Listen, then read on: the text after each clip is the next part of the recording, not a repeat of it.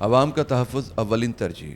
آئی سندھ کی زیر صدارت اجلاس صوبے میں سیکورٹی انتظامات کا جائزہ لیا۔ پولیس لائنز اور ان میں موجود مساجد کی سیکورٹی مزید سخت کی جائے۔ غلام نبی میمن۔ کے پی او حملہ انتہائی لرزہ خیز تھا، تفتیش کو منطقی انجام تک پہنچائیں گے۔ اجلاس سے خطاب۔ آئی سندھ غلام نبی میمن کی زیر صدارت صوبے بھر میں فل پروف سیکورٹی کے حوالے سے اعلیٰ سطحی اجلاس طلب کیا گیا، جس میں پولیس کے اعلیٰ افسران نے شرکت کی۔